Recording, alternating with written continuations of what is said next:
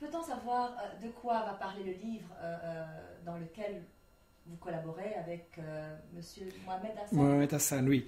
Nous avons réalisé quelques entretiens avec Mohamed Hassan qui s'appelle Comprendre le monde musulman, c'est-à-dire le monde arabe, mais aussi les pays à participation musulmane en Afrique et en Asie.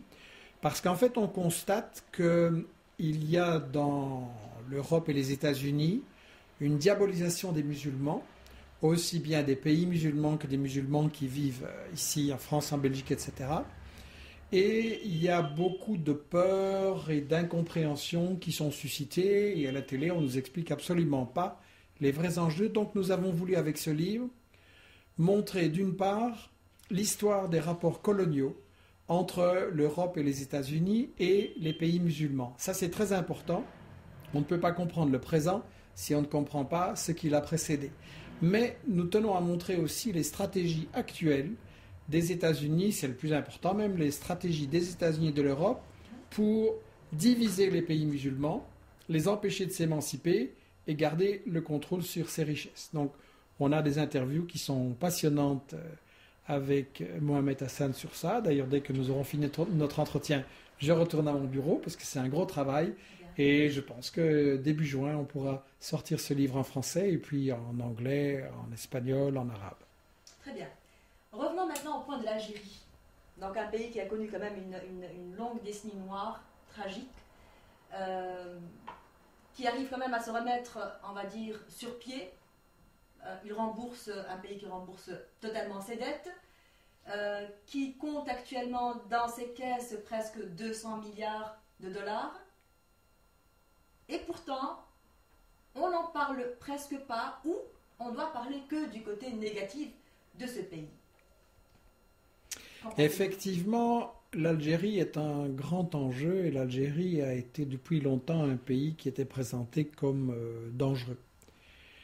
Il faut rappeler que l'Algérie a mené une des luttes anticoloniales les plus longues, les plus difficiles, les plus courageuses.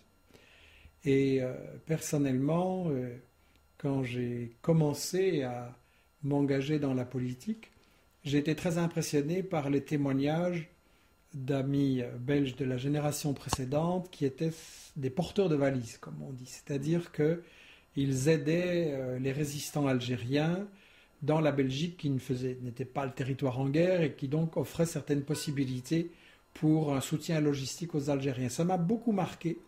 C'est comme ça, et avec l'histoire du Congo, que j'ai découvert toute la dimension coloniale des pays, de mon pays, et toute mon éducation ne m'avait rien appris sur tout ça.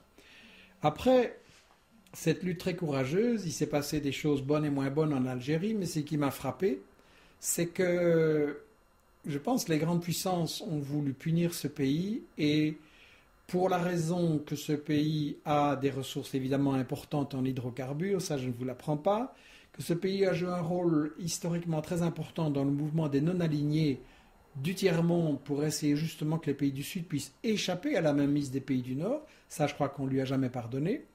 Et puis c'est un pays qui a quand même un secteur public assez important dans la gestion de ses ressources. Et là, c'est quelque chose que les multinationales n'aiment pas du tout. Donc, sans porter de jugement sur tel ou tel aspect positif ou négatif de l'Algérie, je pense que de toute façon, ce n'est pas ça qui préoccupe les États-Unis ou la France. Ce qui les préoccupe, soyons très clairs et grossiers, c'est le fric. C'est clairement les ressources. Le magot, c'est l'argent qu'on peut se faire dans ces pays. Tous les restes, c'est des prétextes, je m'excuse. Donc, je crois qu'on a vu dans les années 90 les États-Unis dans des manœuvres de coulisses derrière les choses qui se sont passées. Il y a de bons livres là-dessus, comme ceux de Saïd Bouamama, et j'ai eu des entretiens, c'est quelqu'un que j'estime beaucoup. Donc je pense qu'il faut toujours en Europe réfléchir, quand on voit un conflit, quand on voit des reproches, quels sont les intérêts cachés là derrière qui seuls permettent de comprendre pourquoi les États-Unis ou la France s'intéressent à un pays comme ça. Très bien, mais alors qu'est-ce qui fait que ces peuples, je mettrais ça entre guillemets, qu'ils soient maghrébins, arabes ou arabo-musulmans ou musulmans tout court, croient encore en ces scénarios hollywoodiens? Justement, la télé.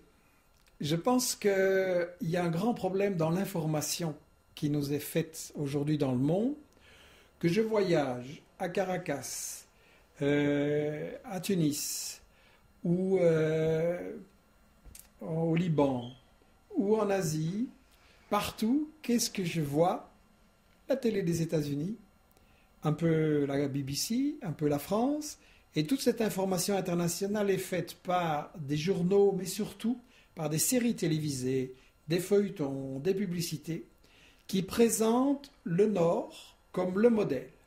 Si vous êtes un jeune d'un pays du Sud, évidemment que vous avez envie d'aller là et de faire comme eux, parce que qu'est-ce qu'on vous présente?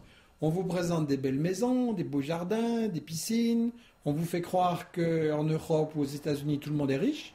Je rappelle qu'aux États-Unis, il y a 45 millions de gens qui vivent sous le seuil de pauvreté, ils n'ont pas de quoi payer le médecin, ils ont plusieurs boulots et ils n'en sortent pas. En Europe, il y a énormément de gens qui n'en sortent pas non plus, ne peuvent pas payer leur médecin, une bonne éducation à leurs enfants. Et de toute façon, la télé, quand elle présente l'Occident, l'Europe comme un paradis, elle ment. Parce que ce qu'elle cache, c'est que, oui, il y a plus de richesse et il y a un niveau de vie beaucoup plus élevé en Europe. Mais pourquoi? Parce qu'on a volé le monde entier. L'or et l'argent de l'Amérique latine, le caoutchouc, les minerais de l'Afrique, le pétrole du monde arabe, toutes les ressources, on ne les a pas payées. On est allé les prendre avec des fusils, avec des canons, on a massacré des tas de gens et on ne les a pas payés. Alors c'est évidemment normal qu'il y a beaucoup de richesse au nord et de pauvreté au sud. Et c'est justement ça le problème qu'il s'agit de changer. Et ce que je vois, c'est que fasciné par la télé et l'image qui est donnée de l'Europe ou des États-Unis, énormément de jeunes veulent émigrer. Je comprends, c'est légitime, il y a des situations de pauvreté auxquelles on veut échapper. Mais c'est un piège, parce que il est évidemment, si le Nord a volé le Sud, il n'est évidemment pas possible que tout le Sud vienne au Nord et dise « Ah, on veut vivre bien comme vous ». Il faut absolument changer de système, on ne peut plus continuer avec un système où une partie de la planète vole l'autre partie. On doit faire en sorte que chaque pays acquiert la maîtrise de ses richesses et puisse développer son propre modèle, sa propre économie. Et je pense d'ailleurs que quand ça arrivera dans 1 ou 2, 3 générations, l'ensemble du monde va devenir beaucoup plus heureuse avec des relations beaucoup plus respectueuses et égalitaires. Alors avant de terminer, sur l'une des chaînes télévisées, très connue d'ailleurs, vous avez évoqué cette histoire du bon arabe, du mauvais arabe. Oui. Si vous nous en parlez un petit peu. Effectivement, je voulais par là dénoncer l'hypocrisie des États-Unis et de l'Europe qui essayent chaque fois de nous dire qu'ils interviennent pour des raisons humanitaires.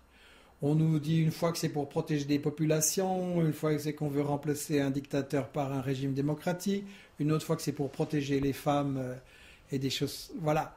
Il y a toujours de magnifiques prétextes, mais les États-Unis et l'Europe ont installé et protègent les pires dictateurs.